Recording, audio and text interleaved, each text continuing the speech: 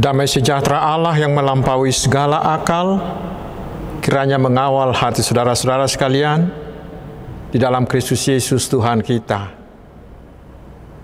Amin. Selamat hari Minggu, saudaraku.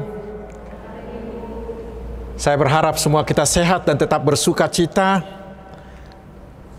Dan hari ini Tuhan akan menyapa kita dengan firman-Nya yang tertulis dari 2 Samuel pasal 1 ayat 17 hingga ayat 27. Daud menyanyikan nyanyian ratapan ini karena Saul dan Yonatan anaknya. Dan ia memberi perintah untuk mengajarkan nyanyian ini kepada Bani Yehuda. Itu ada tertulis dalam kitab orang jujur. Kepermainanmu, hai Israel, mati terbunuh di bukit-bukitmu. Betapa gugur para pahlawan. Janganlah kabarkan itu di Gad. Janganlah beritakan itu di lorong-lorong Askelon. Supaya jangan bersuka cita anak-anak perempuan orang Filistin. Supaya jangan beria-ria anak-anak perempuan orang-orang yang tidak bersunat. Hai gunung-gunung di Gilboa, jangan ada embun, jangan ada hujan di atas kamu. Hai padang-padang pembawa kematian. Sebab di sanalah perisai para pahlawan dilumuri, perisai Saul yang tidak diurapi dengan minyak. Tanpa darah orang-orang yang mati terbunuh, dan tanpa lemak para pahlawan. Panah Yonatan tidak pernah berpaling pulang, dan pedang Saul tidak kembali dengan hampa. Saul dan Yonatan, orang-orang yang dicintai dan yang ramah, dalam hidup dan matinya tidak terpisah. Mereka lebih cepat dari burung raja wali. Mereka lebih kuat dari singa. Hai anak-anak perempuan Israel, menangislah karena Saul yang mendandani kamu dengan pakaian mewah dari kain kermizi, yang menyematkan perhiasan emas pada pakaianmu.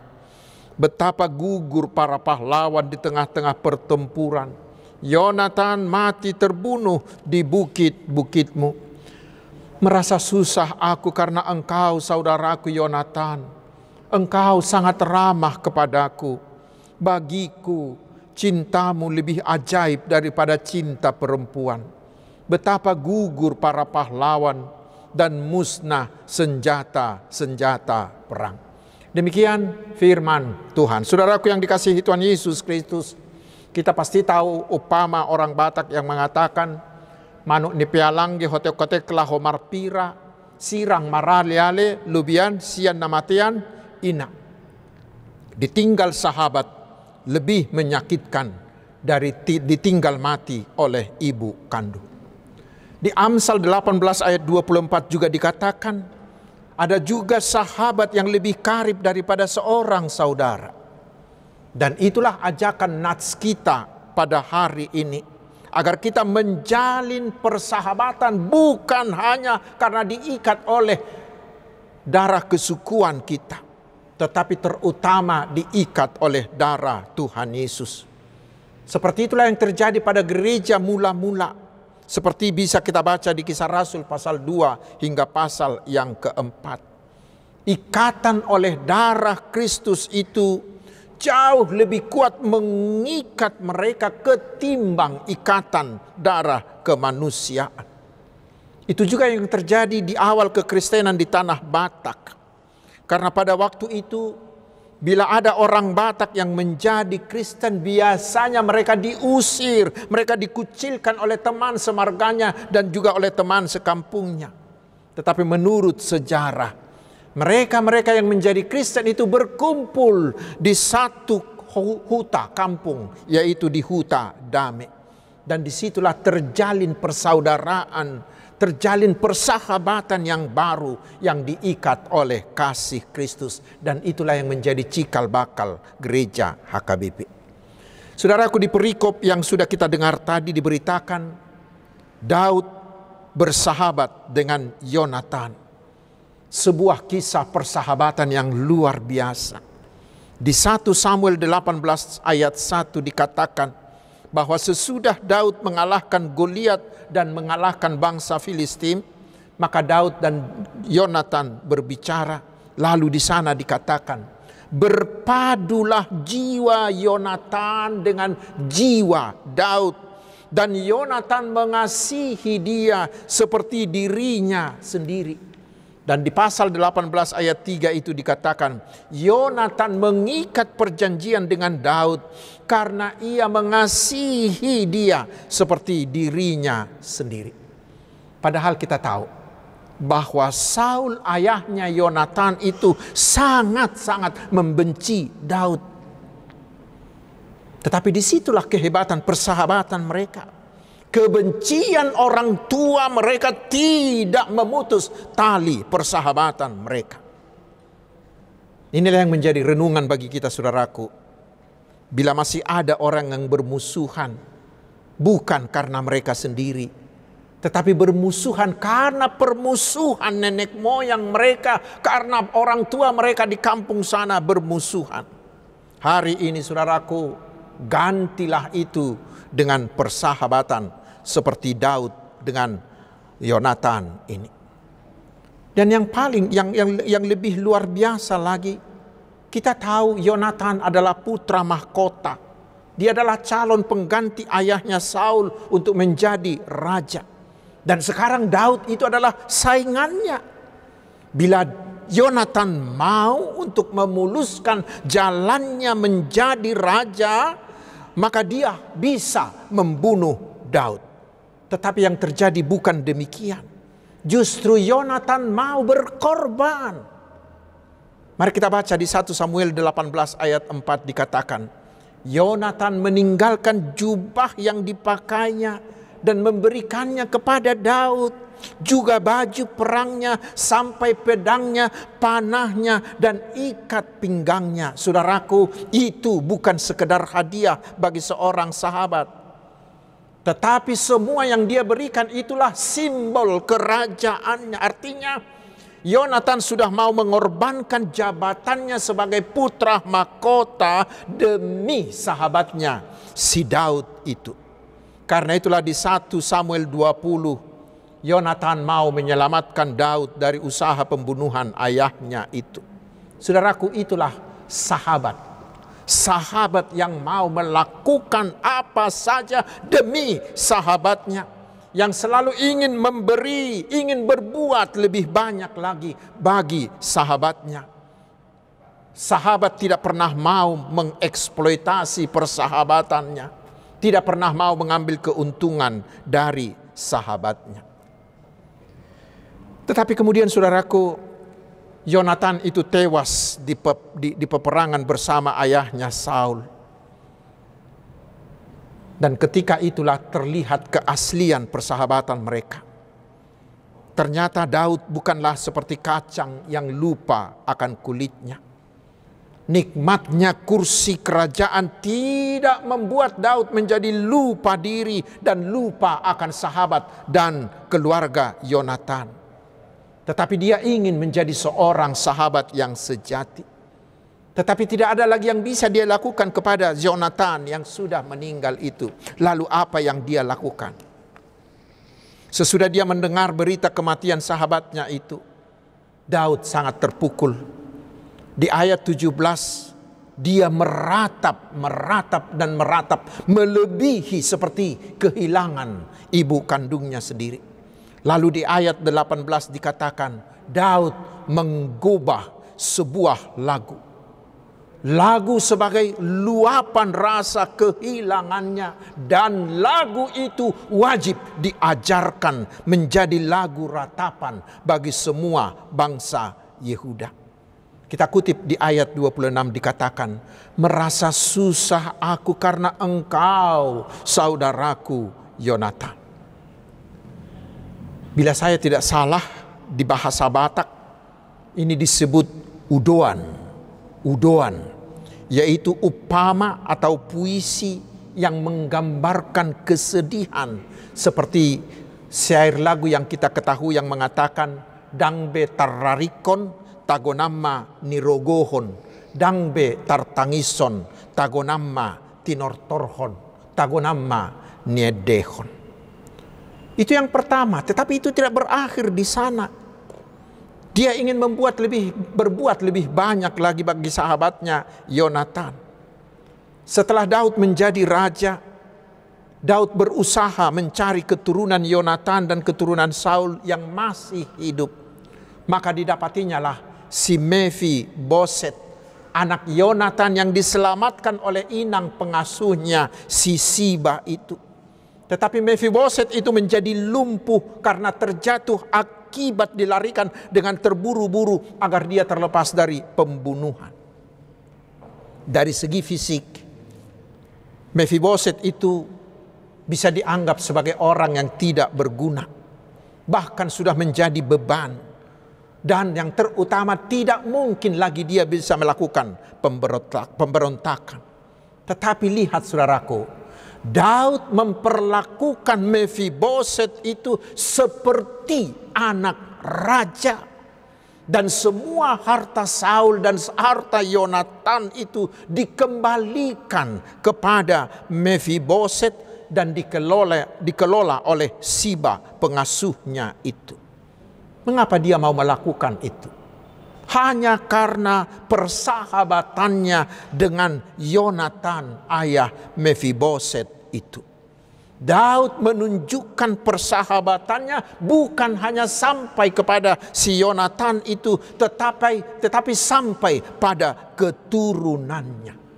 Saudaraku, mungkin inilah yang diingat oleh Salomo, anaknya Daud. Sehingga Salomo itu di Amsal 27 ayat 10 mengatakan, jangan kau tinggalkan temanmu dan teman ayahmu. Persahabatan anak diteruskan dengan persahabatan orang tua diteruskan dengan persahabatan anak-anak. Tetapi permusuhan orang tua harus digantikan menjadi persahabatan oleh anak-anaknya. Saudaraku, sahabat-sahabatku di dalam Tuhan Yesus Kristus, banyak orang yang membuat definisi persahabatan. Bahkan ada yang sampai menyusunnya menurut alfabet dari A sampai Z dalam bahasa Inggris. Misalnya dikatakan A, accept you as you are. Accept you as you are. Menerimamu apa adanya, bukan ada apanya. Untuk huruf B dikatakan believes in you, percaya kepadamu. Dan seterusnya, dan seterusnya. Tetapi arti yang paling umum tentang sahabat, saudaraku, adalah sahabat itu adalah teman yang bukan hanya pada saat engkau senang atau pada saat engkau makmur, tetapi teman terutama pada saat engkau susah, pada saat engkau lesu. Sahabat adalah yang mau berkorban untukmu. Tetapi yang paling jelas kita baca di Amsal 17 ayat 17. Dikatakan, seorang sahabat menaruh kasih setiap waktu dan menjadi seorang saudara dalam kesukaran. Karena itu saudaraku, seorang sahabat bukanlah sekedar teman, bukanlah sekedar kawan, tetapi jauh lebih dari itu. Mengapa? Ini saya baca, ada sebuah cerita saya baca di sebuah laman. Kejadiannya terjadi pada tanggal 25 Desember tahun 2010 yang lalu. Ada seorang wanita berusia 42 tahun di Inggris. Dia memasang pesan bunuh diri di sebuah situs jejaring sosial yang terkenal. Dan pesannya itu sangat jelas terlihat bahwa dia meminta tolong kepada orang-orang. Saudaraku, walaupun si wanita itu sudah memiliki lebih dari 1.000 orang teman, followers di situs tersebut, tetapi tidak satu orang pun yang datang membantunya ketika dia meminta tolong itu. Dan apa yang terjadi besoknya? Polisi menemukan jenazah wanita itu karena sudah meninggal. Dia sengaja meminum obat sampai overdosis. Apa artinya? Artinya seorang sahabat tidak sama dengan followers di media sosial. tidak sama dengan orang-orang yang mensubscribe kita, tidak sama dengan orang-orang yang men-like kita di media sosial, sama sekali bukan. Anak-anak muda jangan pernah berpikir bila kalian sudah memiliki jutaan followers maka kalian akan punya banyak sahabat. Sama sekali tidak. Seorang sahabat adalah yang selalu ada bagi kita setiap saat, terutama ketika kita membutuhkannya. Karena itu mari kita belajar dari persahabatan Daud dan persahabatan Yonatan ini. Sebuah persahabatan yang sungguh-sungguh indah. Tetapi di atas itu masih ada lagi sahabat yang paling luar biasa, yaitu persahabatan dari Tuhan kita, Yesus Kristus. Yesus bukan hanya menjadikan kita sebagai anak Allah, tetapi Yesus menyebut kita sebagai sahabat-sahabatnya. Itu kita baca di Yohanes 15 ayat 14 sampai 15 mengatakan, kamu adalah sahabatku jikalau kamu berbuat apa yang kuperintahkan kepadamu. Aku tidak menyebut kamu lagi hamba, sebab hamba tidak tahu apa yang diperbuat oleh tuannya. Tetapi aku menyebut kamu sahabat, karena aku telah memberitahukan kepada kamu segala sesuatu yang telah kudengar dari Bapakku. Tidak ada rahasia sekecil apapun di antara dua orang yang bersahabat. Seperti itulah Yesus telah memberitakan kepada kita seluruh yang dia ketahui tentang Allah. Saudaraku, bila di Amsal 17 ayat 17 tadi dikatakan, seorang sahabat menaruh kasih setiap waktu dan menjadi seorang saudara dalam kesukaran. Tetapi di Yohanes 15 ayat 13, Yesus mengatakan lebih jauh lagi, dikatakan, tidak ada kasih yang lebih besar daripada kasih seorang yang memberikan nyawanya untuk sahabat-sahabatnya. Itulah yang dilakukan oleh Tuhan Yesus bagi kita. Ketika kita terperosok dalam lumpur dosa, ketika itulah Yesus datang dan mau berkorban dengan memberikan nyawanya untuk melepaskan kita. Dan itulah yang dilakukan oleh Tuhan Yesus sampai hari ini bagi kita. Ketika kita bersedih, ketika kita terpuruk, Yesus selalu ada bagi kita. Dalam keberhasilan maupun dalam kegagalan, dalam suka maupun dalam duka, Yesus tetap sahabat kita. Isedo alealeta nasuolo mubai. Pasti saudaraku, banyak dari kita yang sudah mengalaminya, terutama di masa pandemi COVID ini. Yesus benar-benar menolong kita ketika kita sakit, ketika kita kehilangan orang yang kita cintai, ketika kita berduka, ketika kita rugi, ketika usaha kita hancur, ketika kita kehilangan pendapatan, ketika kita kehilangan pekerjaan, Yesus selalu ada pada kita. Dan dia datang tepat pada waktunya menolong kita sebagai seorang sahabat yang sejati. Saudaraku, sahabat-sahabat Tuhan Yesus Kristus, karena Tuhan Yesus telah menjadikan kita menjadi sahabatnya, kita juga disuruh, diwajibkan agar kita mau menjadi sahabat bagi semua orang. Seperti tema Natal di tahun 2020 yang lalu. Mengapa? Karena betapa menyenangkannya bila semua orang mau bersahabat seperti persahabatan Daud dan Yonatan ini. Dan persahabatan itu akan semakin lengkap dan semakin sempurna lagi bila kita mau bersahabat dengan semua orang, karena kita meneladani persahabatan yang dilakukan oleh Tuhan Yesus kepada kita. Yakinlah saudaraku, semua keluarga akan penuh dengan kebahagiaan. Demikian juga dengan huria, dengan bangsa, bila kita semuanya memupuk persahabatan. Karena itulah bila kita membaca Almanak HKBP di pokok-pokok doa setiap hari, di setiap hari Selasa kita diajak agar kita berdoa syafaat, agar Tuhan semakin meneguhkan persahabatan para lealeon di dalam keluarga, para lealeon yang kakak beradik, yang bertetangga, para lealeon persahabatan teman sekerja dan lain-lain dan lain-lain. Dan biarlah itu tidak hanya sekedar doa syafaat saja, tetapi biarlah itu menjadi doa yang kita lakukan dalam praktek dan kenyataan. Dan mari kita memulainya dari rumah. Mulailah persahabatan itu dari rumah kita masing-masing. Bila seorang suami sudah bersahabat dengan istrinya, bila orang tua telah menjadikan anak-anaknya menjadi sahabat, menjadikan semua penghuni rumahnya, asisten rumah tangganya, dengan supirnya, dengan karyawannya, membuat mereka menjadi sahabat, maka damai akan mengalir dari rumah kita ke sekitar kita.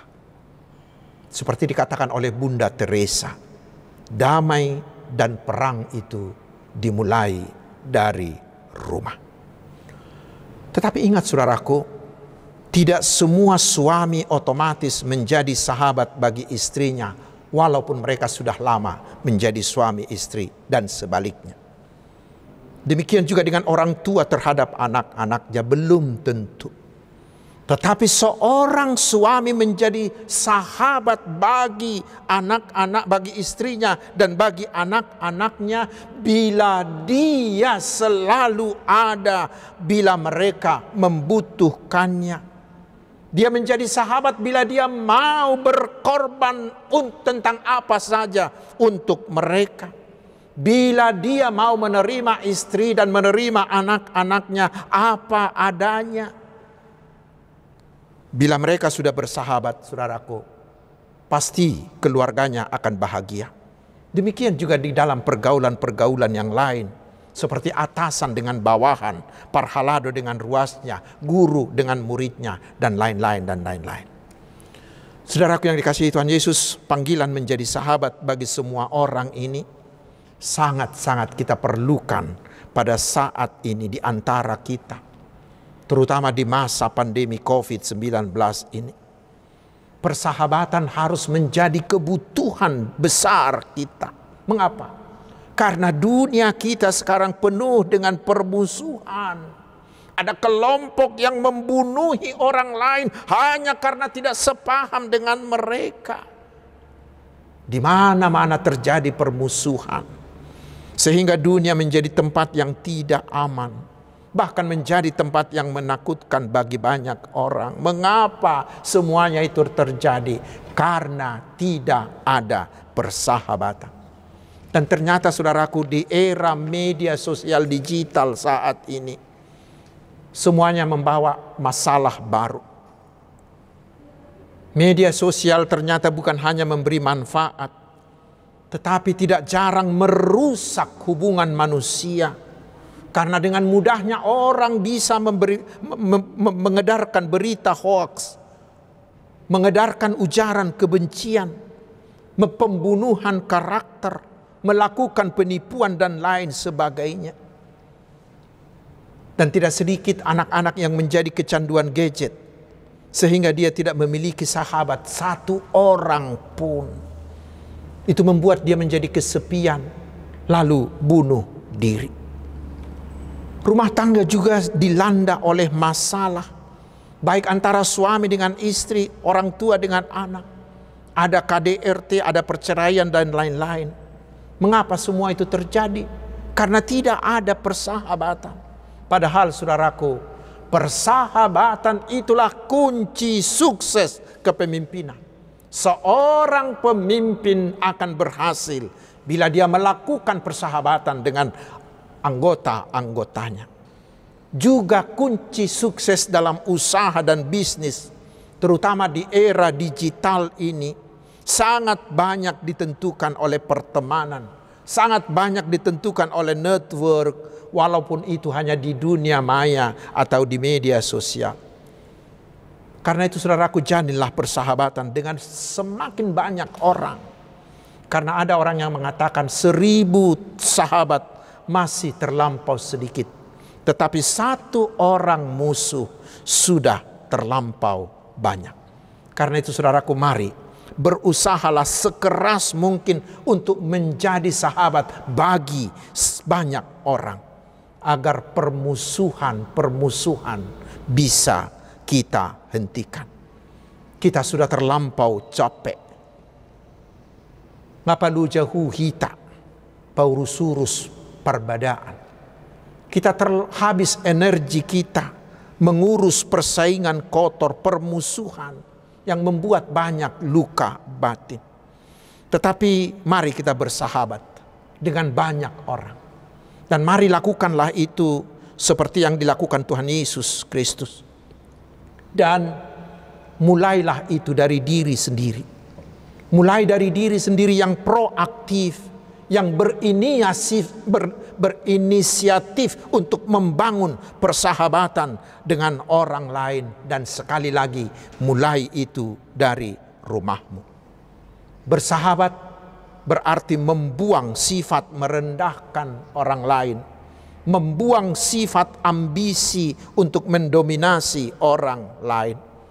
Tetapi bersahabat itu harus didasari oleh penghormatan, harus didasari oleh ketulusan hati, dan harus didasari oleh kesetaraan, bukan transaksional. Yang mengatakan bila Anda mau, baru saya mau, itu transaksional. Tetapi persahabatan itu harus unkondisional, tanpa eksploitasi, tanpa dominasi. Dengan singkat saudaraku, hari ini Tuhan mengajak kita, mari bangun persahabatan, meneladani persahabatan yang dilakukan oleh Tuhan Yesus kepada kita. Selamat bersahabat saudaraku, amin. Mari kita berdoa. Terima kasih ya Tuhan Yesus yang membuat kami menjadi sahabat-Mu karena iman percaya kami. Berilah kami kekuatan-Mu sehingga kami semakin berusaha menjadi sahabat bagi banyak orang. Terutama di tengah dunia yang penuh permusuhan ini. Biarlah kami mau menjadi sahabat bagi mereka yang sakit, yang terpenjara, yang miskin, korban ketidakadilan, bagi mereka yang menderita, bagi mereka yang kesepian. Ya Tuhan, berkatilah kami umat-Mu ini satu persatu. Karena Engkau saja Allah andalan kami. Kami yakin Engkau akan mencukupkan segala kebutuhan kami. Akan menyembuhkan penyakit kami. Akan membantu kami menyelesaikan segala pergumulan kami. Kami mohon Tuhan berkati anak-anak kami yang masih harus belajar dari rumah. Agar mereka tetap bersemangat dan berprestasi. Dan kami mohon Tuhan, bersegeralah membuang COVID-19 ini dari antara kami. Ya Tuhan, Raja yang Maha Kuasa dan Maha Pengasih, berkatilah bangsa kami, berkati pemimpin dan seluruh rakyat negeri ini, terutama seluruh usaha-usaha pemulihan yang sedang dilakukan. Berkatilah juga gerejamu, juga pemimpin-pemimpin gerejamu, juga para hamba-hambamu dan seluruh umatmu, juga semua usaha perluasan kerajaan-Mu yang dilakukannya. Buatlah seluruh usaha mereka berhasil. Terima kasih Tuhan, terpuji nama-Mu kekal selama-lamanya. Amin.